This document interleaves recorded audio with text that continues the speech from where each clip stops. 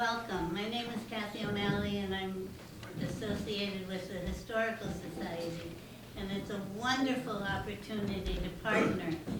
And we love all of the organizations that we partner with, but Holly Hill Farm is at the top of the list. And this year we were having a planning committee meeting about what the year would bring, and it came to be farming. And so I made the call to Jean, and she answered it. And I know that you're familiar with our Wednesday programs, but this is one of my special favorites. Cindy Prentice, who is with the Holly Hill Farms and the Friends, is really going to take over, because you guys know that I babble and I could take up all of your film. But I'd like to thank Jean White for taking the call, and Donald White is here. He came from Philadelphia. He is a son of Richardson, and you guys all know each other, which is wonderful. So this is the year of the family and the farm with the Historical Society. So I'm going to turn it over to Cindy, and they'll do the presentation. At the end, we'll have plenty of time for questions and stories, because I know there are lots of stories here. Thank you. Cindy. Thank you, Kathy. I'd like to welcome everyone tonight, and the first thing I'd like to do certainly is to introduce the family members who are here tonight from the White family. Jean White, who Kathy has just introduced, the farm owner, Donald White, who's here, and Charlie White, who is here. Also, 3 members of the White family. Thank you for coming. Also, from the Friends of Holly Hill Farm, we have a board. We have the chairman of the board, Ben Lacey, is here tonight. Thank you, Ben. And I think that does it for our board. Jean, of course, and myself. Jack. And where's Jack? Oh, and Jack. Sorry, Jack McCarthy, who is filming this, and he's going to kill me because I didn't say his name right. Jack McCarthy, thank you for coming. Also, our staff members that are here. John Melber, our education director. A lot of you know Johnny, of course. Sally Rossi Orman, one of our educators. And new to us, Laurie Rollader, who is our social media and marketing consultant. Brand new position at the farm. Welcome to you as well. We'd like to thank the Cohasset Historical Society for this opportunity to share our love of Holly Hill Farm with the community. And I imagine that most of you here tonight have distinct memories of White's Farm and or Holly Hill Farm. As many of you know, it used to be called White's Farm, and some people still call it that. Whether you grew up on the farm, as Donald did, spent summers there, Charlie, Jean with the children, many, many memories of that beautiful place of 140 acres. Perhaps you know the farm because you've bought produce there, our certified organic produce, flowers, herbs. Maybe you sent children there to programs. We have wonderful programs, as you may know. And maybe you just like walking the trails, 140 acres of trails through the woods and the salt marsh meadows and our farm fields. It's a beautiful place to be. Maybe some of you are even members of the Friends of Holly Hill Farm. My first memory of Holly Hill Farm was when I read an article in the Patriot Ledger back in 2002 describing how Frank and Jean had a goal of starting this organic farm. And I couldn't believe that I was reading here in Cohasset. I grew up nearby, and I never knew there was a farm in Cohasset. And how could it be that there's this amazing place that's going to be, you know, my peeps? These are my people that believe in what I do of beautiful organic produce and healthy way to treat the soil and our food. So I immediately got in touch with them and said, I would like to become a member of the Friends of Holly Hill Farm. And I believed in their mission. The mission of the Friends, which most of you may know, or some of you know, is to provide high quality food and teaching the principles of sustainable agriculture and preserving the land. And I wondered how 2 people who really were, I would imagine, thinking of retiring would choose this goal of their retirement years in starting this organic farm. I thought, I need to get to know these 2. They are dynamic people. And I wasn't disappointed. Since this this 1998, there have been hardworking farm managers, farm interns, educators, staff members, committed employees, and hundreds of volunteers who have helped all of us at the farm. And they call the farm their own. The farm has provided literally tons of certified organic produce to the community at the farm stand and at the Cohasset Farmers Market, and has educated thousands of school children and their families. So tonight's the time to celebrate Holly Hill Farm and the White family's contribution to the community, and to hear the stories from family and friends. Michael Blakey, who worked there for many years, I think, on the farm, and recently was working there again. And we'd like to take a look back in time and farming in Cohasset. I'd now like to introduce a farmer, a caring and compassionate friend, a woman of generous spirit, a lover of animals, people, and plants. Holly Hill Farm owner, Jean Wolfe.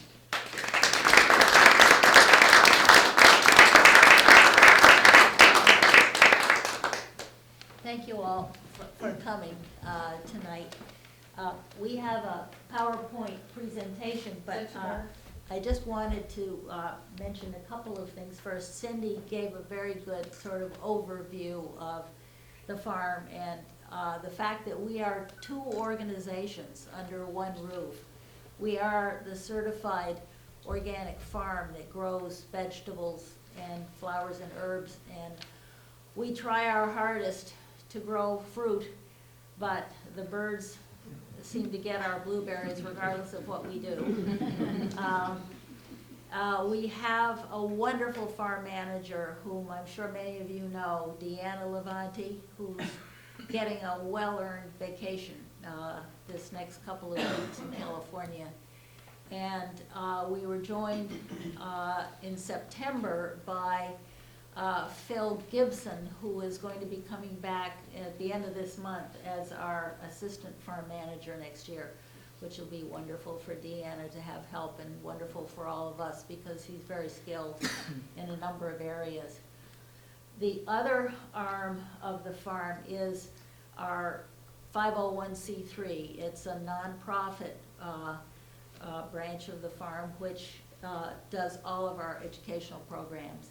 And Johnny Belber is our star player here. Without Johnny, we would have great difficulty. You all know. He teaches with his staff all ages, from children to adults. Works in community gardens as well as school gardens, teaches how to compost, how to plant, how to love and cherish the land, how to grow good food. He's a marvel, and we're very fortunate.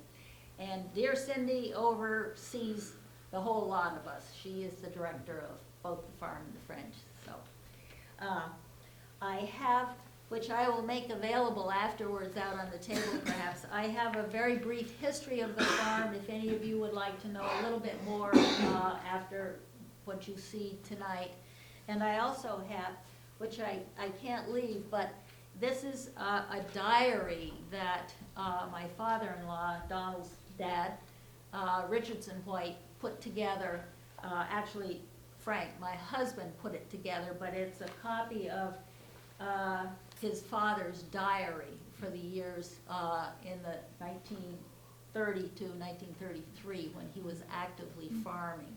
He did a lot of sawmill work after that, but there are wonderful photographs in here. This is it's a wonderful journal, which I'll also make available for anybody who would be interested in seeing that. Okay, and now we have a slideshow here with some old and some new photographs of what's going on at Holly Hill Farm. Is that too dark, Jeannie? No, this is good. So this is a view from one of our fields into an area where we were growing flowers that particular year. It's a view from the sawmill field into the Ice Pond Meadow. And we have maps where you can actually see where all of these places are. We may have brought some tonight, but if not, we have several at the farm. As you can see, this gives you an idea of some of the things that we're doing. Food that we sell both at the farm and at farmer's market, and lots of children. We have school groups that are frequently coming to the farm, not as much in the winter time, but we still have groups that do come in the winter. And we just started a 4-H program that was here today at the farm. This is our main barn, and we have our farm stand right inside that main barn from June right up until December this year, right up until the holiday fair on December 6th. And we start with asparagus and greens in the spring, and we go right through up to the root vegetables and greens right up until December.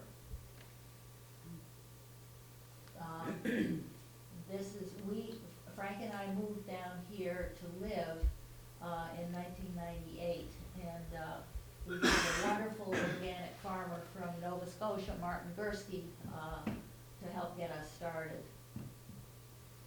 This is our main entrance here with one of our farm manager's friends planted some lovely tulips. This is one of the goals that we are interested in maintaining the land and observing good agricultural practices. Being a certified organic farm is very important to us. Once again, a view of the main barn. The hay barn is on the left. The barn housed animals up until shortly before we moved down here. All of the stalls now are being used for other things, but there's still a flavor of the old uses. This was a hay barn. We labeled it the tomato barn at this point because that's when our in late August and September, when our tomatoes come in full flavor, we usually have to put a number of tables out and store our tomatoes in there. We have been fortunate most years to have a good crop. This used to be the shed where the horses, and you'll see a picture later on in this slideshow of horses living in this spot. It's now the tractor shed. These are our most modern tractors here. The closest one was built when, in the 1950s? 54, I believe. Gene, how old is that building? It's a pole building. It's, Donald, do you know when that went up? I think your dad put that one up. I read in this Oh, no, it's journal. much earlier than that. Was it? I think so. Gene, there's a lot of store-bought tractors in that shed. Yeah, there's one that isn't, the one on the right. And Yep. Michael Blakey has the most incredible tractor that Richardson White built. Unfortunately, it's still in pieces in Michael's barn, I believe. Have you put it It's- together yet? It's getting tinkered with. All right. As That's time good to hear. allows. That's good to hear. There's a picture of it in the main barn, anytime you want to see an amazing piece of architecture there. This is the farmhouse, where our farmer lives, and our interns in the summer live as well, and our assistant farm manager, right on Jerusalem Road.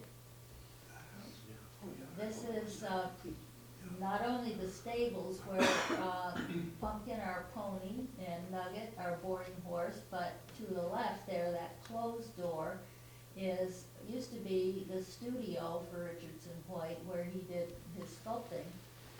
It has now been converted to the office for the Friends of Holly Hill Farm.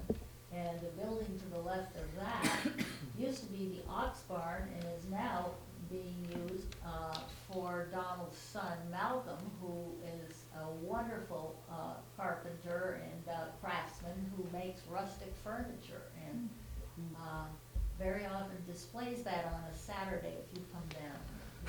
Find Malcolm down there collecting things from the farm to turn into wonderful furniture with no nails and screws. He does it all by hand. This is the shop. It's where Richardson did a lot of his work, classical music playing all the time. It has a metal lathe, and it has two lathes. One, Donald, where did that metal lathe come from? Do you remember? No idea. It came from, I understand one of them came from a naval vessel, if I'm not mistaken, but. That would be the new one. The new one. The old one was driven by a motor that was up in the Up in the attic of the ceiling, shop. yeah, right. There's also, This was the trip out. Yeah, I'm the trip member too. Trip hammer, there's also an anvil in there. He had a fire, so he could bend his metal and work there. There's down below, you'll see a second shop, and since this photograph, there is an additional storage building further down where machinery can be stored. This is, let's see, I've got a pointer here. If you came into the farm from, see if I can find that, turn this on. It's the little rough spot on the side. Just push it on the side. Yeah. We lost Here it is. that Yep. Did you get it? 30 years ago. This one, no. There you go. Okay. Push that. Okay, great. If you come off Jerusalem Road right here, this is the main entrance. And that's the farmhouse there and the so-called tomato barn. These are the farm buildings here. This is a wonderful path that lots of folks like to take when they come to walk. Goes past the remains of the sawmill, which unfortunately the roof collapsed in the winter 2 years ago. A snowstorm, it was a flat roof, and when Richardson was using the sawmill, the men would shovel the roof off in order to keep the snow from collapsing it, but we didn't have to keep doing that, so we lost it. But Michael Blakey now has the saw and the planer, and the carriage, and hopefully the sawmill will one day run again. That's the plan. That's the plan. At any rate, if you follow the road along here, you'll come to the ice pond, which is one of the most beautiful sites in the property.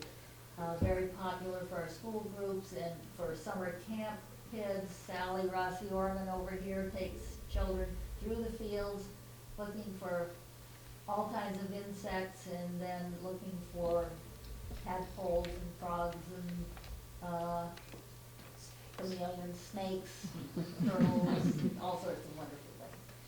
And then the woods are 140 acres of wonderful areas for children to discover. And over here, garden where this is the garden behind Donald's house, but down here is a garden where Johnny will tell you more about. It's become the education garden. These are basically growing fields, meadow, the ox pasture. These fields up here are, Charlie is very generous to let us use these fields here, this field here. Donald has let us utilize his property too to grow on.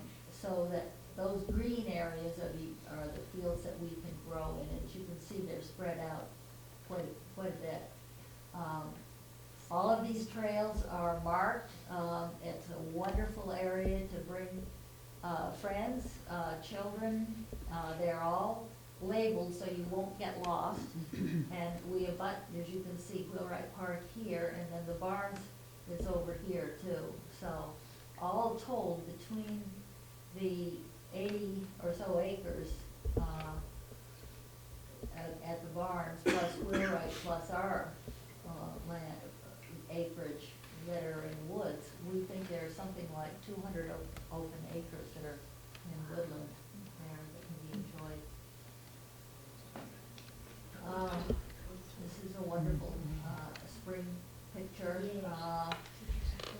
The school groups love the skunk cabbage. Exciting smells to discover. They're always excited about that. This is the ice pond, which is beautiful in all seasons of the year. This, again, is Richardson Brook that comes from down through the fields, through the ox pasture and Peck's Meadow, and flows into Inner Little Harbor. The Phragmites have been growing apace, partly because Inner Little Harbor doesn't drain as it isn't tidal the way it originally was, so that increases that issue. But lots of wildflowers, Joe Ivy on the left, and then the wild iris flags, and beautiful spring ferns, lots of wonderful paths to walk all seasons of the year. This is one of our growing fields. Towards the fall, you can see the colors beginning to emerge there. This looks like this is Dan Peck's basil growing here. There isn't a season of the year where the farm isn't just wonderful to walk and experience and enjoy. This is the field called White Oak. You can see some cover crop growing here. And here is the same field after the cover crop has been frosted. Will eventually be turned under. It's a good green manure. As an organic farm, we don't put down chemical fertilizers. We use kelp and green manures that we grow. Winter. We've seen quite a lot of lately. Since the ice pond meadow. Yes. Nothing new there. It's just exactly what it looks like right now. This is one of the handouts that I have gives you some ideas about this. The first white family member that came to Cohasset bought the property in 1845, and that was Thomas Richardson. He didn't live here full time, and David Nichols built the house that he lived in, and Henry Doan, whose wife was a Nichols, was the first farmer that we know of who farmed the land. Nobody in the White family farmed the land until Richardson White. He was the first person that farmed it full time as a White family member, and that was in the 1930s that he started. The farm, he rented fields all over the South Shore, as far as the area where the Situate High School now is, Turkey Hill. He found, as we found, that it's very hard to grow on Holly Hill Farm exclusively, and the land is low, wet, and rocky. This was the original house that David Nichols built, and this house, you can still see the gates below the current farmhouse, the gates that went into the Circle Drive. There was a beautiful chestnut tree in the middle of that drive. That house was torn down in 1956.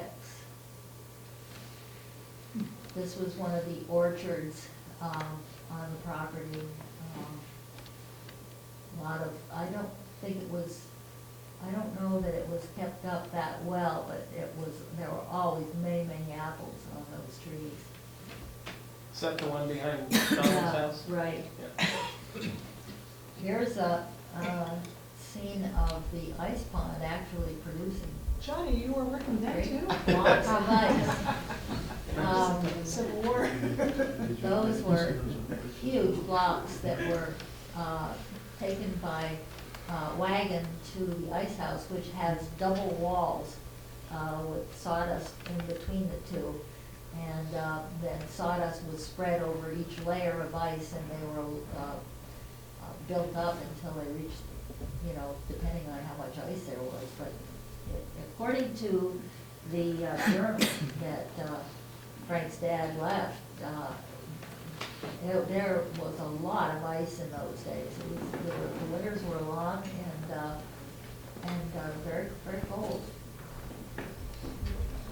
Those are large blocks, and they lasted most of the summer, I understand. Do you remember, Donald?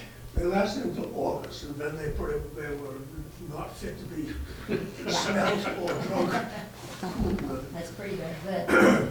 For those of you who've walked past the ice pond lately, you can see the change in the forest to the right. It's pretty amazing. It's all overgrown now. Obviously cattle there at one point. We had a number of suggestions that we add cattle, but we haven't gotten to that stage. All the haying was done by hand.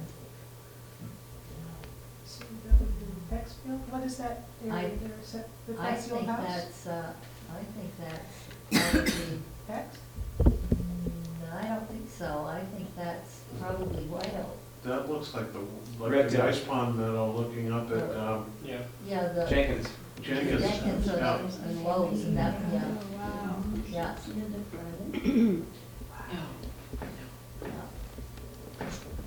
Yep, we pushed up by Pitchfork there.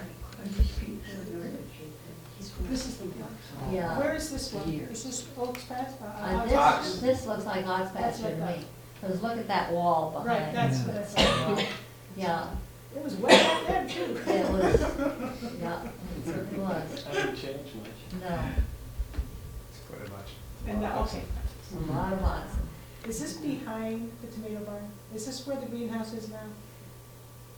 And that doesn't look to me like the tomato barn. I don't know where. I think this that's is. the main barn with the Yeah. catalpa tree on the right. Yeah, that, no, that would look like where the paddocks are for the horses right now. Right, Right. Okay. yeah, pumpkins would be to the right. Yep. And the main barn right behind it. That's the Yeah. main barn? Yeah.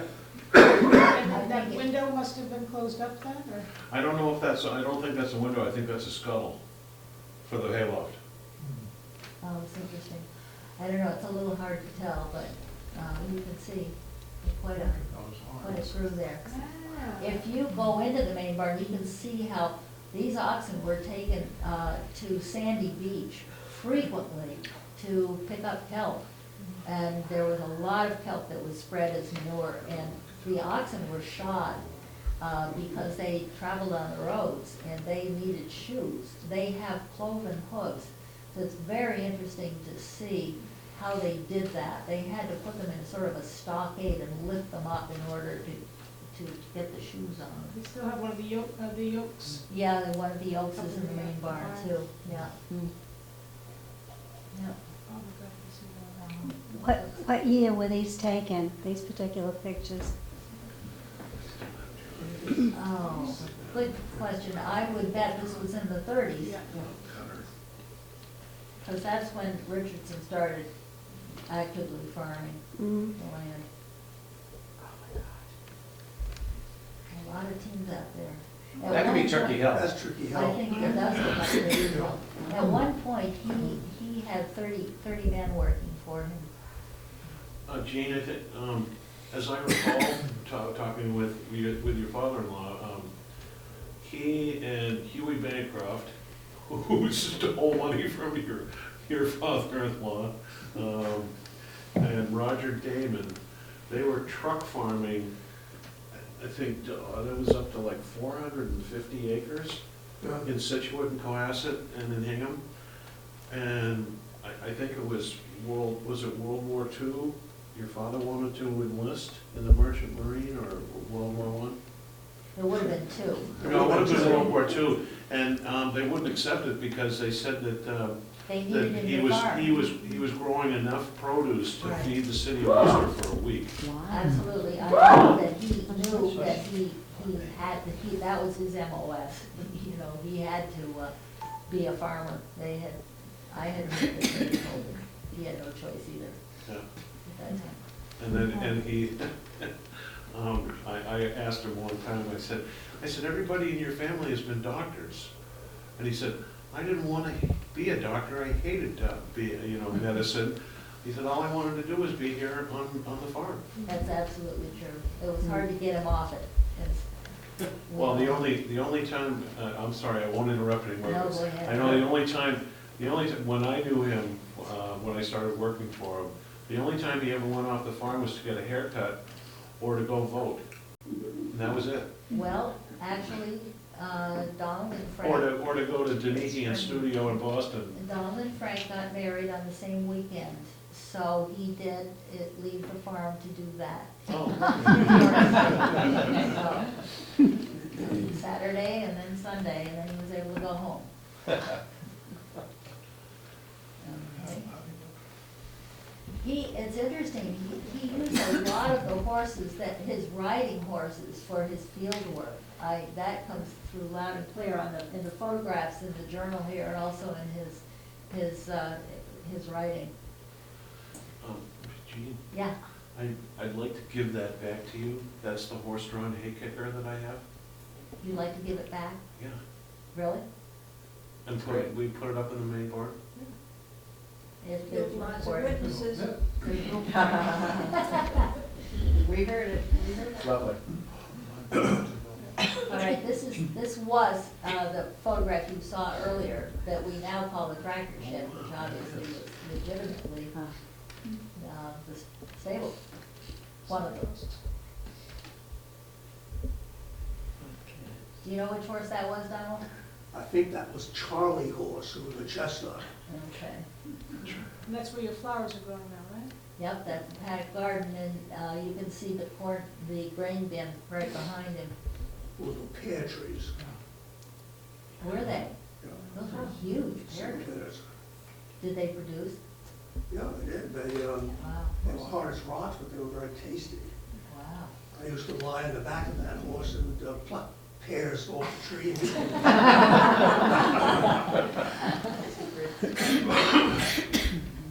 That's a wonderful photograph. The whole Yeah. front of the barn was cloudburst. And this is obviously the sawmill, operational at that point.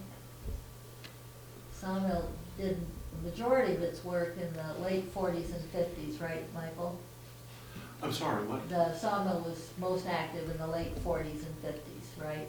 Yeah, but it was always in the wintertime it was very active Yeah. because we used to saw all kinds of red oak stock for the lobstermen who were still fishing wooden traps at the time.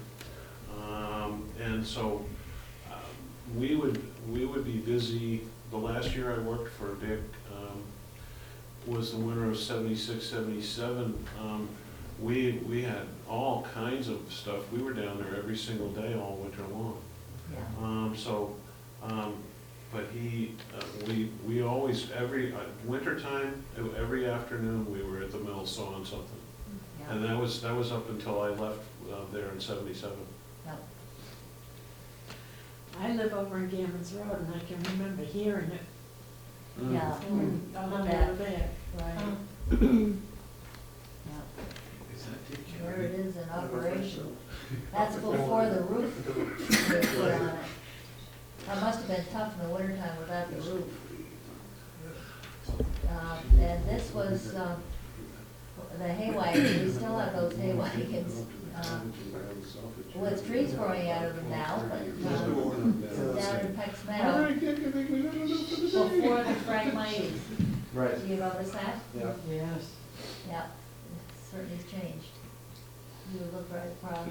That's very familiar to me. Yeah, Yeah, yeah, behind the GMC and the baler and the hay wagon. yeah. Lovely.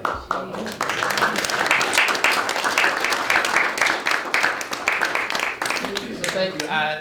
I'm excited to hear more and more stories, because one of the tasks that Frank and I used to talk about was working hard to be a steward of the land, and being a teacher and a trained teacher.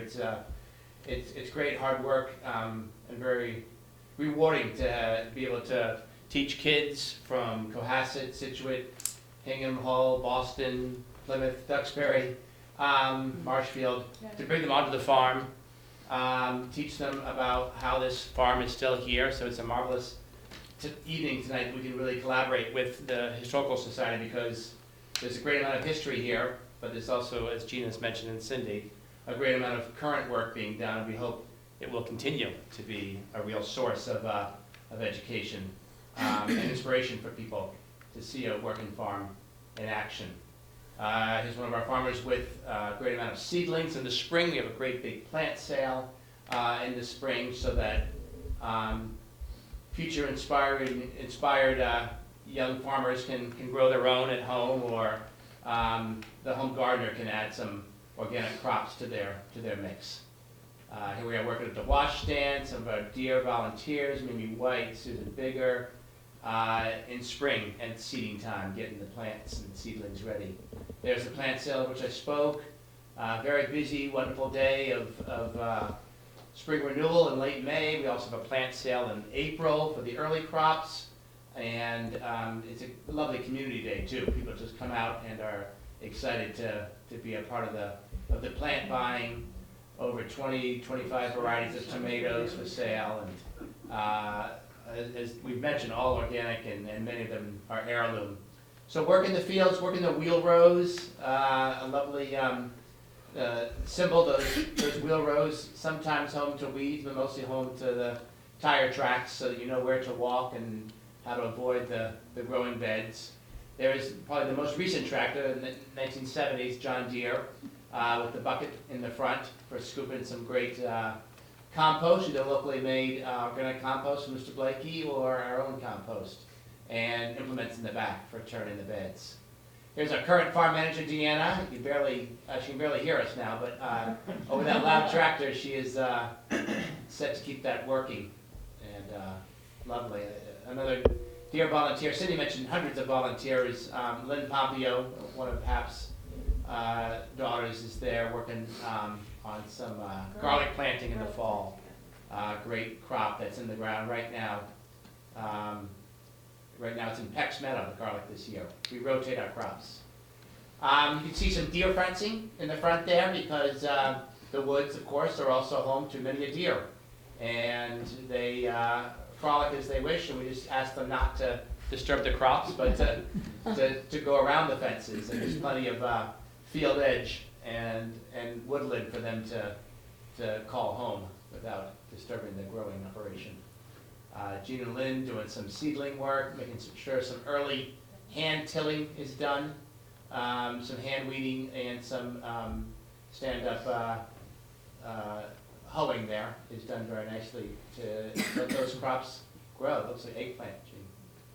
Some row cover in action there. Those nice white long cloths help deter the flea beetles and keep those crops warm on a spring cool morning. But a nice use of protection for those plants, as you mentioned, to support the organic sustainable practices. Farm bouquets are created often by Jean and others in the flower room, which is off the main barn there, one of the old stalls. It's now a place to create beautiful bouquets and make their way to market. They've gone to weddings. They go to one's dining room table if they wish.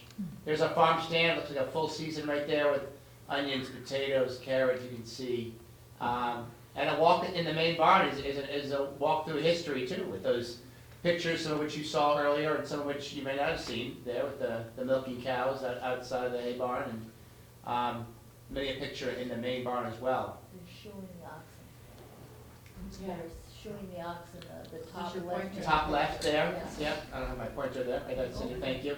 Showing the oxen are patiently standing still there and are being shooed. There you go. What's that? Shod. We haven't taught that skill in a while, so I need to learn about that. Here we are at Farmers Market. There, it's a great mainstay of the season from mid-June to mid-October, and it's a lovely market, and we're glad to be a part of that, sort of as an anchor to the Farmers Market, to bring people to the Common for local organic food. Many a bouquet there. Jean, Mimi, Jude Sonder, one of our great flower makers. So there's a nice sample there. At the market, look at the tomatoes. It must be late August, as Jean said. Right there, the heirlooms with their wonderful shapes and sizes, and all very juicy and very good. And this is the point now where we are almost the furthest away from tomatoes in mid-February of the local organic variety. It'd be nice to hop, skip, and jump right to late August. Was that Frank in the picture? No. No, No, it's not him saying? I don't think so, no. Okay. No, maybe do that baseball cap on you. So there we are with some good root crops there, turnips and beets, and we have a lot of variety. Farm manager Deanna could tell you a lot about the wonderful variety we have. We are not just focusing on one or two crops, and we don't grow corn or many other types of big farm crops that people might be looking for, but we have a nice diversity which works with our organic farming and sustainable practice. So you've got your greens and your root crops and your squashes, winter and summer, and your tomatoes and peppers and eggplant. Lots of variety. It's good for farming, good for people's market baskets. You know, the tractors are all having a meeting there. That is the GMC on the right, and John Deere I mentioned, and some other ones. And Jean mentioned earlier the 1954 new tractor. There's Deanna teaching a customer, an interested customer. Saturday is another community day in terms of getting people out and about to come to market, to come to the farm stand and see what we've been growing, see if there's any other organic products that we've brought in. And she's very hospitable, along with her staff of interns and cashiers. Lovely praying mantis. Sally, I'm not sure where that is, but we love the delight and keep our eyes open at this time of year, coming up the next month or so for the praying mantis egg cases, right? Which could hold lots of, Take us. yeah, so they'll be great to hatch. They're a lovely friend, beneficial insect there for the farm. Another beneficial bee, not to be afraid of the bee. They're busy working on the echinacea there. We're also home to many hives on the farm. I think we might get to that. Working on making that farm stand open and accessible to you all. Buddy Royce, our caretaker currently, with Phil Gibson, the assistant farm manager, will be back after his winter break. And Tithoni in the background, a lovely Mexican sunflower. Getting those steps nice and ready. What's neat, on that little left-hand corner, you can barely see the ramp that still exists under those stairs, which was the way in and out for the animals. It's up that ramp, so that ramp is still there. Washing some vegetables, though they are organic, we still give a nice little clean, so they're ready for you, for market, for the stand, for the community. Do a restaurant or two occasionally. There's Deanna with a lovely set of garlic. Garlic is a great crop in how it cures and dries for so long. I still have some garlic in my kitchen that was picked last July, so it's a good lasting crop. Education programs, it's a whole other evening of delight in welcoming kids and adults, having them enjoy the greens right out of the field. It's really nice for them to be able to taste that. A lot of school groups come on repeat basis, so they really have a good chance to experience the farm multiple times in multiple seasons. interaction with the chickens. We have about 35 laying hens, a couple ornery roosters, and we have eggs. They're in high production these days, almost a dozen a day these days. If you're dying for eggs, you can go on the, put your name down on the egg list. I know Cindy has a Saturday mornings around 10, 9 o'clock even, in winter. Come buy a nice fresh dozen eggs, and the kids are helping to take care of them. Black sexlink, perhaps, or barred rock. There's that opening picture of Jean, and get the kids right in there with the animals. Animals are used to it, and the kids become used to it as well. As Pumpkin speaks for himself. It's a little nippy, so he's got a blanket on, a little jacket. We all need a winter coat these days. Gene, are you riding this pumpkin? Yeah, he's not up for rides. Yes, he likes. He's a show pony. He's a show pony. Here we are, kids getting them out to the fields, along the field edges, not disturbing the growing fields and the operation, but as those two entities exist, as Jean mentioned, under one roof here, we have the farm operations and the children who receive the education, who I think are happy to participate and get their hands dirty and explore and discover. Working with some compost, doing some transplanting, getting them involved in the farming operation, making some compost there. A lot of scraps available on the farm, some food waste, lots of manure to incorporate. Compost is a many splendid year-round activity, investigating some peppers and doing some weeding, I hope, there. Harvesting some potatoes. Terrific activity at any age. Get your hands under the soil to see what pomme de terre lying beneath there, to see what the plant has wrought. There's a picture, two of my colleagues there, Sally who's here tonight, and Janice, who led the 4-H group today at the farm. We have two other teachers, Pam and Dorothy, so we try to get out and about as much as we can, working with kids, welcoming groups, as we've said, and really trying to build some collaborations with the school kids and programs. Showing those tractor barns to some Cohasset third graders there, I recognize. Working on the farm is important.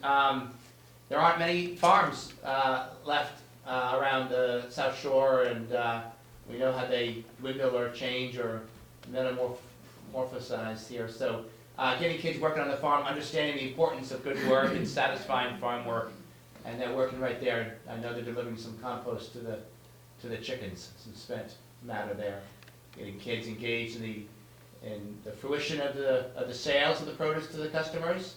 They can see where their produce they've helped raise can go. Good. Cindy, I put a great slide in here about beehives. Luke Lambert is a local apiarist, took over some hives from Jed Fitzgerald and has some honey there.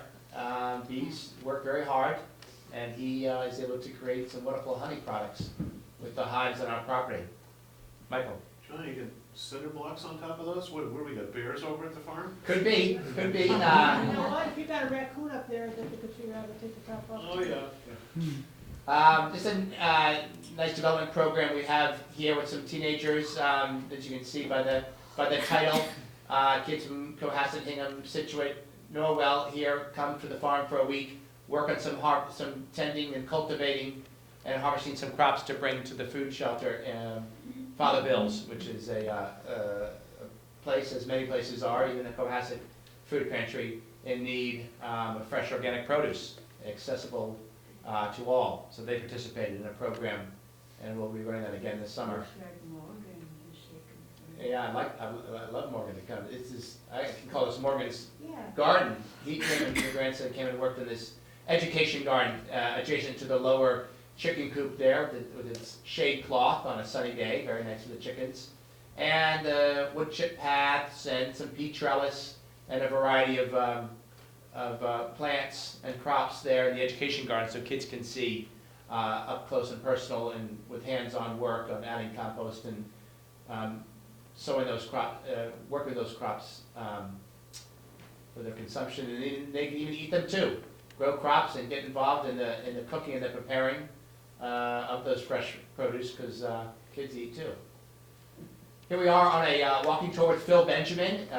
He's helped us with woodlot management, and here he is leading a workshop. So it's not all about the kids. We have lots of programs and workshops. There you are, Ms. Hartshorn. We have lots of workshops and programs for adults year-round. There's a moonlit walk this Friday evening with programs throughout the year geared towards teaching adults and families in the community as well. It's to the school groups. Some teachers on a teacher training there, being empowered to do some teaching back in their classroom related to farming, to bring their kids on a farm trip. Some kids at market, the Young Farmers Program, they're able to have a booth there to sell their produce right next to their big sister, Holly Hill Farm. Hannah leading a nice field walk there, and we welcome all people on these programs and all four-legged friends as well who want to come for a walk. Here we are, carefully walking on the wheel rows, right next to those growing beds, with a bit of rock and a bit of water there. One of our board members, Dick Avery, doing a nice tractor ride there. That's fun for kids of all ages to go for a tractor ride. I know Charlie has done some tractor rides as well along the trails. Marianne Saporito, a chef in Marshfield. I know she just worked with the Cohasset Community Center here. She came and did a cooking demonstration with lots of our grown produce. And there's a snazzy dinner event we have, a bit of a fundraiser for the education programs and to support our efforts and to bring our produce into fruition here under the glistening hoop house, which we saw first off is the home to many seedlings as our propagation greenhouse. But in mid-November there, with the farmer not growing seedlings, we could sneak in there for a lovely farm-to-table dinner. So that's a lovely piece. We have some volunteers coming, helping us out with some compost. There we are. And back to the beginning, and I'm very pleased to pass some things on to Donald, I believe, who might have a few comments to make. But if you're interested in the farm, as it's been mentioned, come to the farm.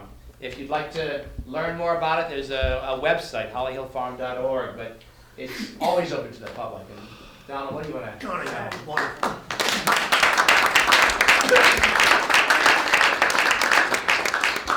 As was Gene's PowerPoint, first time I've seen that, that's great. Thank you all for coming tonight. It's very exciting to see this group in such a familiar old building, listening to about our place. I don't know what I can really add to this. For years, where I spent most intensive time in my life was from the time of my birth in 1935 until I finally went off to school in 1947. And that would coincide with the time when the farm was booming during the Second World War in particular. I have some memories about them, but it's like a kaleidoscope of memories. They're all jumbled up, and I don't know what use it would be to try to get into any great depth. We had a lot of people working for us in those days. I've heard two figures. 35 was mentioned a moment ago. I've heard it one time, maybe Charlie, my nephew, knows what the true answer is. 100 people worked for my father during those years? I don't know. I don't know if it's a cumulative number, but we had all sorts of kinds of people. We had, for starters, we had a great many women in the Second World War. They joined the workforce. I remember there were two sisters from Scituate named Divine. I thought they were quite divine. We also had characters from, I shouldn't say characters, but we had people that had grown up in Beechwood at that time, which was, up until the Second World War, a very, very rural area. In point of fact, the federal government sent investigators in with primitive wire recorders to record the dialect. The dialect was said at that time, in the 1930s, from some of these people living in Beechwood, to be no different from the 18th century. I wonder what's happened to those tapes, those wires. It'd be great to find out. But there were indeed some amazing people that came as teamsters and as people working in the fields. I'm speaking now more about the men at that time. By the middle of the war, many of them had been siphoned off to work in the shipyard. And there was a great sea change at that time going on in this town. The whole nature of the town, which was very small up until the Second World War, began to change. As people went in the army, people went off to work in the factories. But that's another story. What else can I tell you about? The animals were, I think, the focal point of a kid my age. I can remember going into the ox barn. They were fed silage. I don't know what my father did to produce silage, but the silo was full of silage. And you would go in the middle of the winter, and these great animals would be in their stalls, breathing out steamy breath, which was laden with the smell of silage. It was absolutely bewitching, that smell. And they would move their great heads back and forth with those huge horns. And they were very friendly. They never tried to butt me, at least. But you always had to be a little careful of them. The horses on the farm were just extraordinary. Those great Clydesdales, which my father, he must have had an agent that would pick them out for him in Canada and bring them down, because I don't remember him making trips to go to Canada to buy them. But he always took great pride in the Clydesdales and used to show them in the horse show ring that is where the music circuit is right now. That was a great feature of life in the summer, back before World War II in particular. And they were used for everything. All the locomotion that took place, all the animal power that we used was basically the horses. The oxen had begun to be phased out by that time. They were more 1930s phenomenon. But the horses, they were extraordinary. They were so beautiful. They were so large. They were so strong. We had a man that was hired to take care of them. You would take them up to the fields behind our house, my house, at this point, and they would be pastured there during the day when they weren't working. And because he was a lazy son, instead of escorting them back to the barn, what's that? Was that Frank Hines? It was Robbie Hines. Oh, okay. Robbie Hines. He would let them out, and they would begin to run instantly back to the barn because it was time for them to eat. And there would be this thunder of these horses coming back out of the fields as fast as they could go to get to the barn, while Robbie was ambling along after them. And I guess he fed them when he got back to the barn. But they were very, very exciting animals to have. We had 2 ponies, which were terrific companions. It was sort of yin and yang. The Shetland pony was all sweetness and light. The Welsh pony, the white Welsh pony, was an absolute devil. He was an extraordinary athlete, but I will digress to no one's benefit if I talk about him. But in any case, we all had access to these animals in one form or another, and they were very important. I will conclude by saying that the one animal that I perhaps feared the most and had the most run-ins with was what at that time seemed to be a gigantic rooster. That picture I saw tonight brought back all sorts of horrid memories. He would wait for me when I came back from school, and I'd walk up to the front of the barn, and I'd go around the corner, and he would be right there, and he'd run at me. I mean, he was as big as I was. But we had rabbits. We had donkey. We had ducks. We had guinea hens. Elma, the goat. Goats. John has a question. Yeah, John.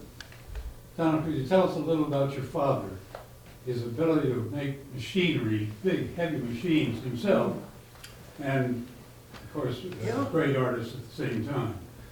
Well, thank you for asking. I'll try to be brief. He was a complex man. He had a number of things that interested him, principally his sculpting. The amount of time we could spend in the studio was rationed down to maybe 1 minute, and then we were shoving it out.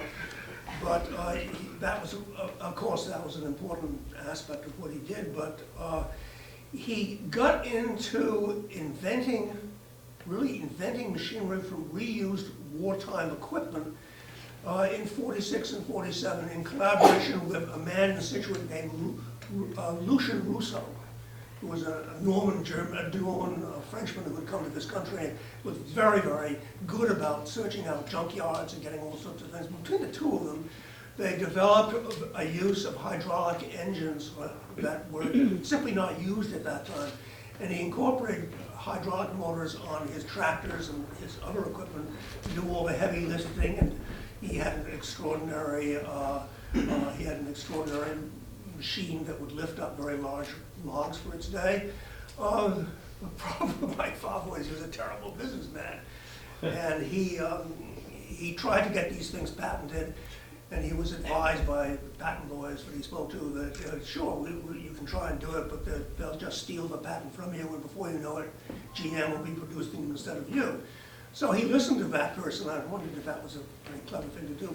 Michael here has been the sort of curator of my father's machinery collection, and he can tell you much more than I can about how they actually work. But those are the two things I think he was most interested in. But for the one thing that I think interested him the most of all were horses. I mean, he was every living minute of the day concerned about the horses that he had. He lived with memories of having steeplechased it when he was a young man, but my mother said she'd divorce him if he didn't stop. And he was really a person that you had to be around to see him. He was not exactly a horse whisperer type, and he didn't, I think, have too much interest in indoctrinating his children how to deal with horses, but it was at the essence of his personality. So as an artist and as an inventor and as a horse person, I guess that would sort of summarize what his interests were. Okay, let me stop at this point. Maybe He was a bit of a whisperer, a horse whisperer. I can remember one morning, Jimmy Dolan and I, who worked for Dick for years, and sort of like I would say his head ostler, and we were currying down. Charlie will remember him. We were currying down Truax, and Lucky, the donkey, who was a nasty little donkey, bit Truax right in the back of the butt. Truax reared up on the cross ties and kicked over the tack box, which got him all excited. And somehow or other, Mr. White from the studio heard all this clamor in the barn and came right around through the door. And the minute he came down through the door, Truax came right down on all fours, and Dick came up and rubbed him on the nose and gave him a butterscotch. But I mean, because Jimmy and I couldn't control the horse. And Jimmy had been around horses since he was a kid. So, and in one sense he was. Michael, you might also want to talk a little bit about the four-wheel drive. I mean, one of I think the more inventive things that my grandfather made was this tractor that had reciprocating wheels. And so, you know, I guess it's common in this day, but back in that day, basically if you wanted to turn, the front wheels would turn one way, the back wheels would turn the other way, so it'd be a much tighter radius of a turn. It would really turn in a circle. I mean, Omnidirectional steering. Yeah. Although he used to complain bitterly that tractor was the hardest thing to steer. Yeah, at least that's what I remember from him. I don't recall that. But another thing that kind of jogs my memory as you were talking about him was his fondness not only for the horses, but he had great pride in dogs as well. Oh, yeah. And he always had his favorite, you know, over the ages, you know, as they kind of cycled through. But it always seemed like he had at least one or two that were really, he was quite fond of. Boozer. Boozer was one of them, yeah. Egan.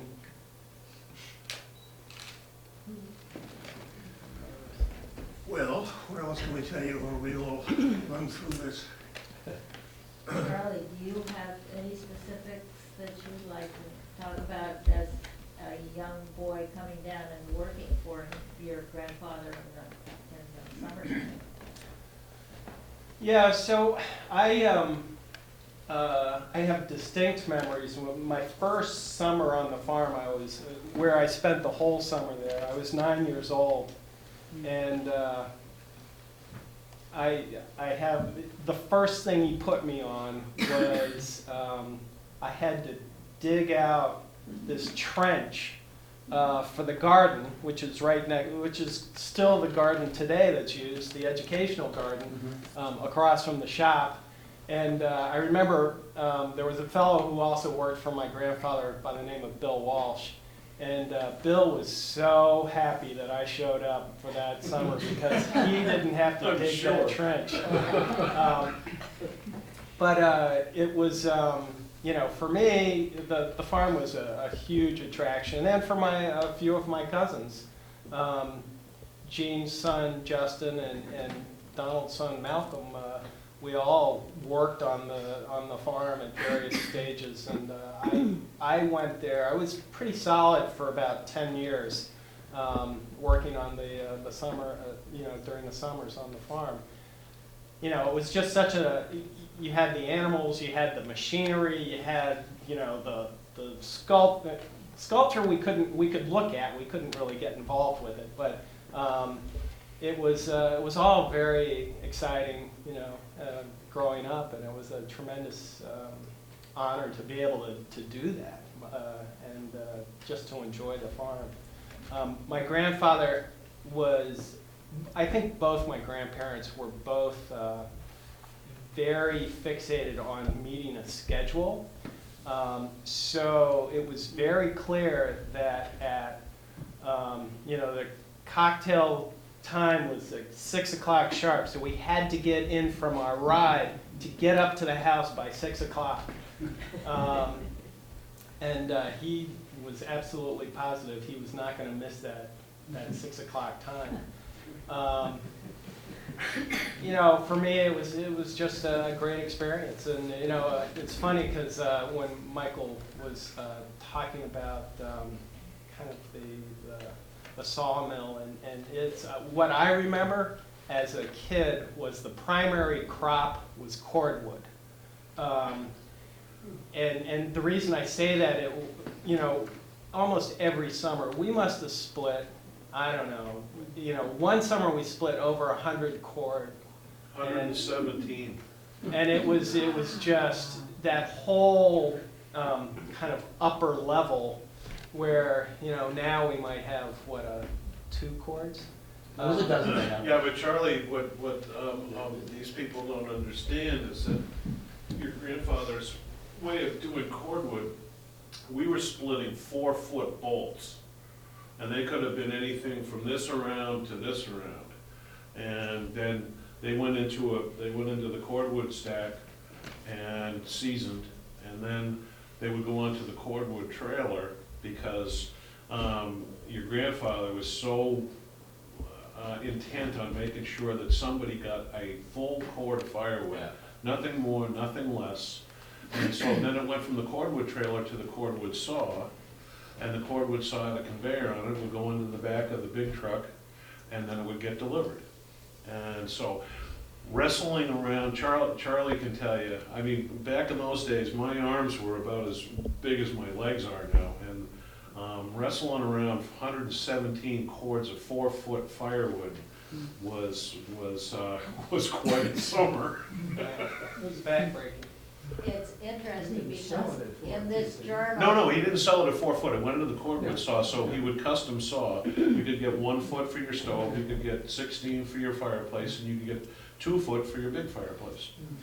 In the journal, there's a cord cost, want to guess how much it cost in 1930? Oh, it's $10? $20.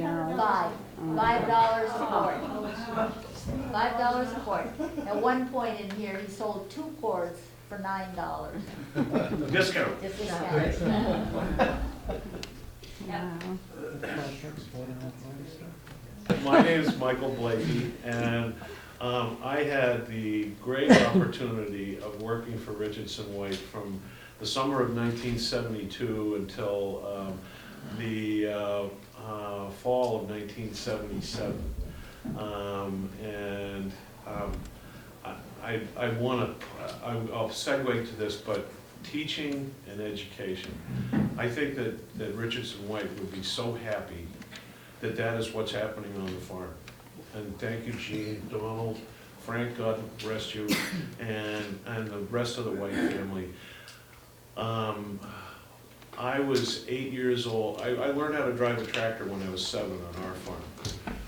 I was 8 years old when I was first introduced to Richardson White. He was in a wheelchair at the time from an accident down in the logging accident.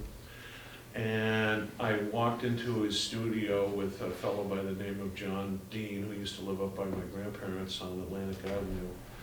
And I just marveled at the sculpture and the horses. And then what caught my eye was a tractor catalog. And he gave it to me. And then on a regular basis from then on, I would go over to the studio and I would visit, and he would save tractor catalogs for me. And I still have a great love of tractors. And at the age of 16, my father said to me, "What are you going to do for work this summer?" And I said, "I'm going to go to work for Mr. White." And he said, "Okay. Have you talked to him?" I said, "No." But it was Christmas vacation, and I went over and I talked to him, and he said, "Can you run a chainsaw?" And I said, "Yeah." And he said, "I already know that you know how to run a tractor." And so, anyway, he said, "I'd like you to get your Class 2 license so you could drive a big truck." I said, "I'll do that on spring vacation." So when I got that license, I went over and I said, "I've got my Class 2 license, Mr. White." And he said, "Okay, when you get out of school, when's that?" And I was like, beginning of June. He said, "Show up the next Monday." So I did. And after taxes for $63.07 a week, I had a great learning experience. It wasn't too long before Mr. White discovered my mechanical abilities. And that was great, because in the mornings, we would be relegated to the woodpile, right, Charlie? And then in the afternoons, if Richardson had a special project in the shop, he'd say, "Michael, you're with me." And of course, everybody else would frown. And he taught me so much. He taught me to be a machinist. He taught me how to weld. He taught me how to blacksmith. And I'm not talking about shoeing horses. I'm talking about making things on the forge. And it was always a treat. And I probably in the following summers could have gone off and done something else and made more money. But it was really such a treat to be with him. And in the early 70s and the middle 70s, when the big saying was generation gap and all this other stuff, he was 72 when I first went to work for him, and there was no generation gap. I was so happy every summer to be over there and working with him. And I think the ripple effect from him into my life was that my family still owns the farm on Border Street in North Situate. I don't think that would have happened without the influence of Richardson White in my life. And everything that he, my love of land, my love of growing things, my love of harvesting what you grow. Gene, Frank had an expression about his father's bale theory of life. It was such a great expression. It was, watching things grow and then harvesting them and then putting them in a bale, and at the end of the day, they're in the barn and your animals are fed. But it was something to that effect. But he was a mentor. He was a very famous sculptor. He was an inventor.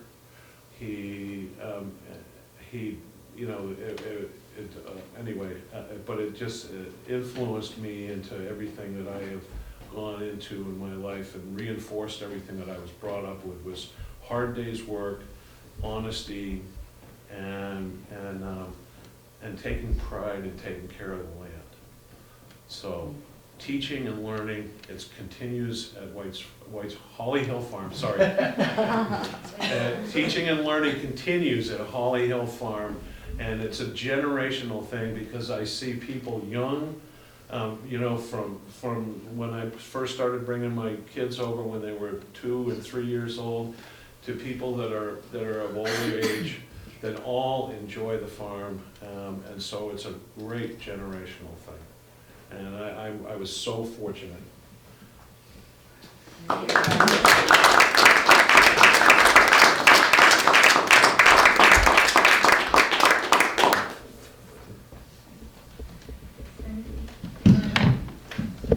anyone have any other stories or questions? I just have one question. You mentioned Cornelia White. What was Mrs. White like in all of this? You hear about Richardson, you hear about the farm, you hear about the animals, but you don't hear about Mom. What's she doing? Oh, what a mistake. I mean, she was a marvelous person. She was committed to the town of Cohasset in many different ways. She was in the school committee, she was this, that, and the other thing throughout most of her life to the very end. And she made the farm work to the extent that she kept the books, she kept my father's mind, I think, on the economic side of things when it was pretty easy for him to drift away to something else. He had a foreman, as a matter of fact, named Bud Cole, who was, I think, an octogenarian at that time, in charge of all these various people in the workforce. And he's extremely deliberate. He took his time doing everything. And he drove my father to Boston in his 1930 Chevrolet, and my father said he never shifted out of second gear. But maybe that's what he needed, that's what the farm needed. They needed someone who was obviously, in his own tortoise-like way, very reliable. But my mother was really, I think, the economic power behind the farm, to the extent that it was power. But she was a terrific person, and she had an enormous impact on her 3 sons. I don't want to get into all of that because it takes us out of the realm of the farm itself, but she loved the farm. She walked the place every single day with the dogs. She was responsible for the upkeep of the grounds around her house. She, one of these people that really did practically everything on her own. She got some assistance from professionals on the outside, but she was certainly the other side of the equation that allowed it to flourish to the extent that it did. I would just like to add that she was a Quaker, and she was a very quiet person who never put herself in the limelight at all. She was just extraordinarily loving and good to all of the women who joined the family, and it was a male-oriented family. She was the one that loved to have her granddaughters come down.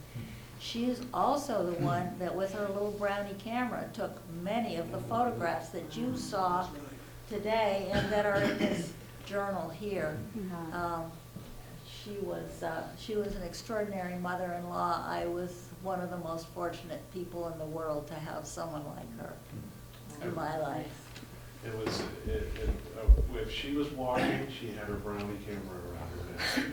And it was always like she would come down every afternoon, and in the morning she would drive by, and Richardson was always like, "Hi, sweetie," and you know, at 72, 73, 78 years old, it was always, "Hi, sweetie," and oh, she was so nice.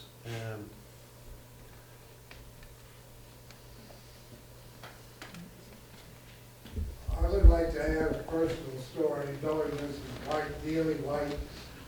I had a shop where now is the Irish pub. It was an interior design shop. And when I first opened, she was one of the first people to come in and welcome me to Cohasset. And then we got to know her, and she was in and out a lot. And then she told me about Mr. White, and she said, "I know you would appreciate the sculpture that he makes. A lot of people don't." And I said, "Oh, I'd love to see it." And she said, "Well, he's very shy about it, but I'll see if we can do that." So I went up and I looked at them. He was in the back in his studio, and he had these magnificent horses, just magnificent. And I said, oh, Mr. White, these would be very saleable. You should have them in a gallery. And Neely said, no, he's really not that, he doesn't want to do that. So I said, yeah, but it's just a shame that these things aren't showing. So then I put one in a window in the shop, and immediately Dr. Papio was one of the first people to buy one of the small ones. Then other people bought them. And then I used to go over there and Mr. White would show me how he sculpted. Then I would look around and he had these magnificent armoires that were 18th century, maybe earlier, and portraits of, and I said, oh, who are those? I was a little naive at the time. And I said, who are all those portraits of? Oh, he said, oh, those are all my relatives and generations back. And I said, oh, the frames are fantastic. So then I would talk to Neely. She used to come in all the time into my shop. And she would say something like, I wish I could buy something from you, Phil, but she said, I just have so much. But she said, if you ever get any music boxes, call me, because I do like to. And she introduced me to people like Mr. Bishop and other people. And it was just my great fortune to have somebody like that. Then after I got to know her, people would come in that moved into around Jerusalem Road, and they would come in with a little bit of an attitude. And you say, where do you live? And they say, oh, I'm on Jerusalem Road. And I said, oh, whereabouts? And they tell me. I said, you know Neely White? No, I don't. And I said, well, she owns everything around you. just to put them down a little bit. But I loved her, and I loved Mr. Richardson White. And it was a whole different thing. Ben Blake and people like that were very good. And they all helped me get started in my business. Just a personal note. And I know there's one of his sculptures at the Museum of Fine Arts down in the American exhibits, and has been there for years and years. One of the very, very large horses. He was an artist and a great sculptor. That's how I knew him, rather than just a farmer. I go over there and he had people working all the time, but we just go right into the studio. And it was something to see. Thank you. Thank you. These are wonderful stories. Thank you so much for sharing. I wish we could go on and on, but I'd like to have that conversation continue in the future. So if anyone would like to join our email list, I would love to have your email so that we could stay in touch about getting together again, sharing farm stories. There's a lot of stories that have not yet been told tonight. And I think that the depth of the experience in this room and in the community is just a wonderful way of sharing the history of the farm. I wish I'd been part of it back then, but we're part of it now, so we'll continue forward. But I do have this list. If you could just, we have your email, you are, if you could pass that around, please. And I'd like to draw your attention also, up to this table, we have some maps to look at that you can certainly take a look at the farm, the map that Jean pointed out in the slideshow. Also, John Belber, our education director, is our editor of our quarterly newsletter. They've got samples up here if you'd like to help yourself to one. Explains a lot of what we do for the Friends of Holly Hill Farm. And if you have any questions, please come to the farm. We would love to see you, love to show you around, give you a personal tour if you haven't seen certain buildings, take you on a walk this Friday. Our full moon stroll. Join us at 6, from 6 to 8 with, if I don't say very modestly myself, excellent hot chocolate afterwards. But we have a lot of programs ongoing at the farm. Check our website and sign up on our email, and we will send you email notices of what's coming up at the farm. Thanks so much to the Historical Society for allowing us to share this wonderful evening together, and thank you all for being here. Thank you.